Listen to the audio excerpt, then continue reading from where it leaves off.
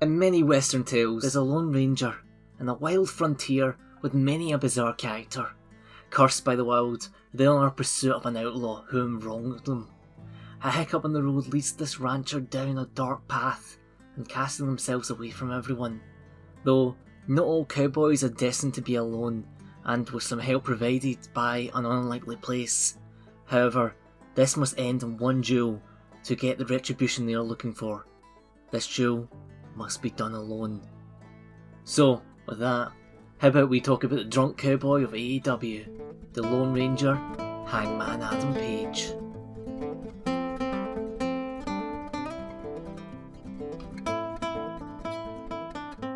Before we begin Hangman's tale, we must talk about one of the most dominant groups in all of wrestling.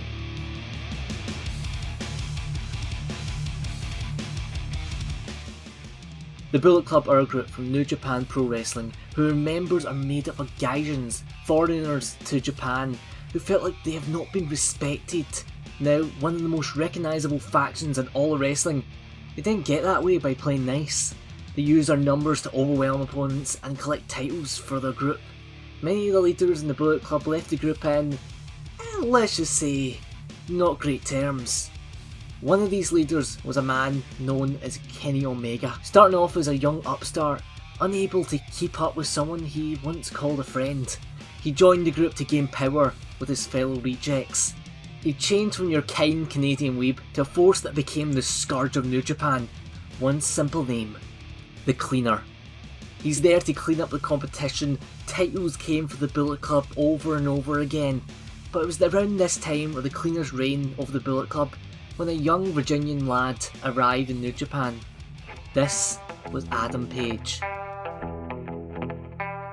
You see, Adam Page was part of the group of outcasts, but was not as successful when it came to titles. They had plenty of chances, sure, but was never able to pick up the gold. He was in a tag team with Yujiri Takahashi called, and I kid you not, Dick and Balls. When he finally got the chance to go for the IWGP United States Championship, the match was interrupted by Omega.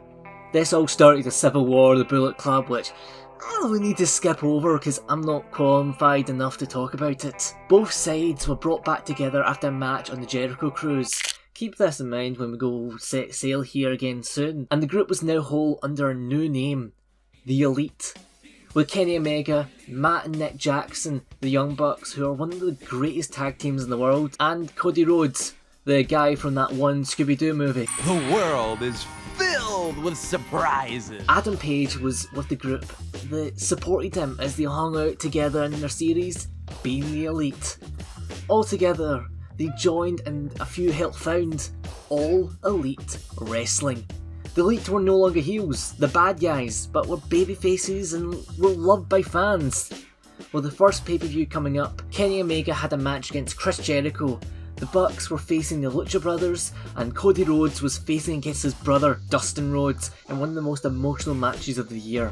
It was not until the end of the Casino Battle Royale where Adam Page made his first appearance as the wild card and managed to win the match and got a chance at the AEW Championship at All Out.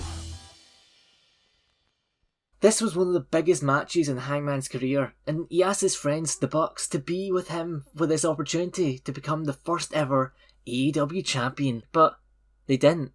Even though they did support Kenny for his match. Jericho won and hit Hangman hard. He started to drink, unable to express to anyone about how he was feeling.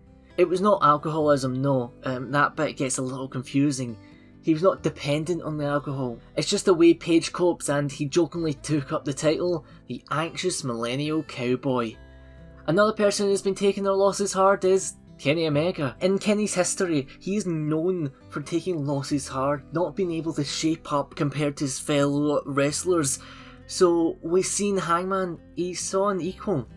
So together, they teamed up to go for the tag titles on January 22nd, 2020. They win and become part of the first ever title change in AEW's history.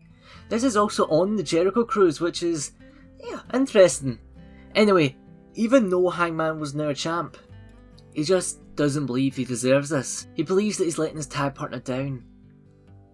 Hangman's been treating all this self-doubt as a joke, but he's struggling.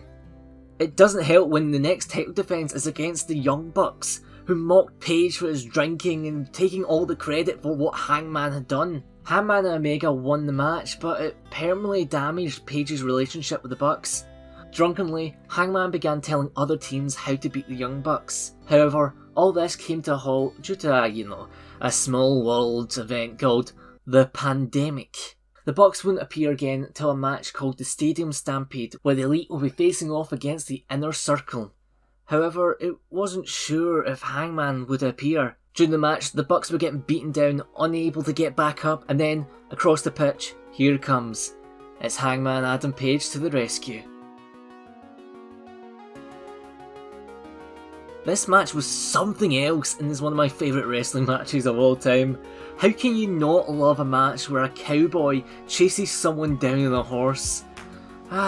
This is wrestling. The Elite now back together. Oh, a happy family. Until a new group makes an appearance in AEW. FTR. FTR, Cash Wheeler and Dax Harwood made themselves noticed after saving the Young Bucks from an attack, and Hangman began to hang out with him.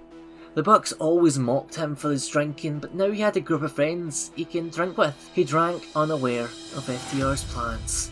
They tell Page everything he's been thinking, how his friends hate him and how he's letting everyone down. Hangman knew what he had to do. He didn't want to fight his friends, so he made the Bucks lose their title match. FTR get the title shot and reveal to Hangman that they've been using him, leaving Hangman stunned, and when it comes to their title defence, Hangman and Omega lose the titles to FTR. A rematch is called, but Page isn't the same. He says this during an interview. I feel like from head to toe I'm just full of poison. And it leads to this heartbreaking moment where not only do the Young Bucks throw a drink in his face, but throw Hangman out of the Elite. Hangman enters this rematch defeated already, falling to the ground out of pure exhaustion as Kenny looks down on him and just walks away. Hangman has nothing, he has no one. Another member of the Elite is Brandon Cutler, another one known for his losing streak and has only got his first recently. He's been mocked by the Young Bucks just like Hangman. Brandon became the only connection Hangman had to the Elite, and he tried to reach out back to his former friends. Can you just tell Matt and Nick that I'm sorry? I fucked up, and they're right, and FTR's right. I'm a piece of shit, and I fucked up. It's not long until the Elite cut off that thread, and there's only darkness on the horizon, and that darkness might be the best thing for Hangman Adam Page. So let's quickly talk about the Dark Order. The Dark Order were an evil stable residing from a place known as the Keep, where they're known for having a bunch of henchmen around them. They gathered anyone who were down on their luck, losers. They reached out with one simple phrase: join the Dark Order. The Dark Order is honestly one of my favourite factions in all wrestling, and I need to explain why. It evolved from a group of forgettable bad guys to a fan favourite group of babyfaces, with the members like a hungry bearded man, a French man who keeps on getting launched by evil Santana, and a child who's currently the leader whom everyone is terrified by. To go behind the kayfabe, behind the characters on the screen, the Dark Order had a leader known as Brody Lee, John Huber, who helped make the Dark Order seem like a threat, as well as bring some humour of his own. Sadly, he passed away after falling ill, and his son took over as the new leader. The group not only supported each other in the ring, but has become a kind of family outside of it. It's one of the most wholesome things in the world. So they decided to try and bring Adam Page into their cult. I mean, wait, it's not a cult. It's promise, it's not a cult. Anyway, they tried everything to bring him into the group, but nothing seemed to work. However, after many tries, Hangman made them a deal. He wouldn't join them. He wasn't great in groups, but they can still be friends. So Hangman was now with the Dark Order, but not in them. They would walk together, but they would be like distant, so they're not completely aligned. You know. However, they did face some incredible, disheartening losses, but Hangman made it his mission to remind them every time of every good part, every positive they did in that match. And for the first time in a long while, he seemed happy. On the other side, Kenny Omega changed. The Elite had changed. Everything that Hangman knew was no more. Omega had become the cleaner once again, and went on a tirade of belt collecting. He had become the AEW champion through heelish cheating and took titles from other wrestling companies. He believed that nobody on the AEW roster can beat him. And out comes the Dark Order. Not to challenge Omega themselves, no. To state their case for Hangman to be next in line. Omega laughs them off. Hangman later scolds them, still believing that he will just fail. But the Dark Order reminds him of everything he had done for them. Remember what you told us? Win or lose, we always have your back and we're always here for you. Guess what? We're here for you, Adam. You got this. You got this. So, a match was organised. Omega, the Young Bucks, and the rest of the Elite versus Hangman and the Dark Order. If Hangman and the Dark Order win, they get an AEW Championship opportunity and a tag team opportunity from the Young Bucks, who are now holding the gold. Against all the odds, they put everything into the match and they lost. They were destroyed by the Force of the Elite. Page was beaten down and he left. Nobody could find him for weeks. And those weeks went by and still no Hangman. Things didn't seem so bright. That was until October 6th, during the Casino Ladder match. The familiar music started to play. Well, let's do some cowboy Jesus, somebody. What do you say? Hangman climbed that ladder and earned his chance to face off against the AEW champion, Kenny Omega. Here we are now, Hangman ready to take on someone he thought was a friend. Somebody who pushed him away. Somebody who dismissed him. Omega had a good reason for dismissing Hangman, because when he looked at Hangman, he didn't see Adam Page. He saw someone else.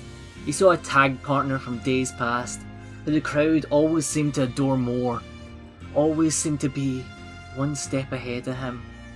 One who, you could say, was pure gold.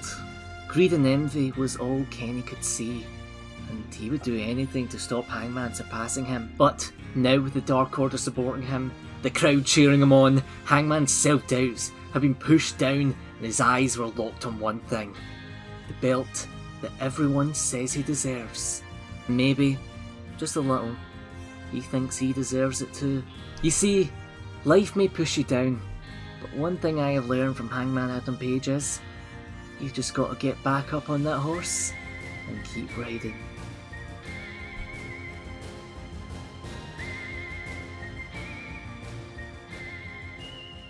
Thank you all for watching.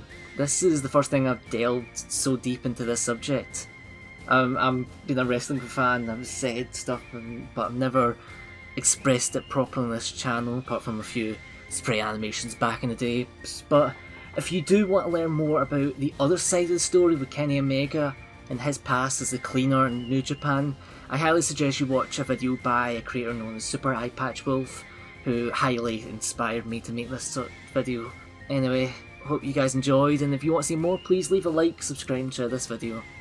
And I hope to see you next time, and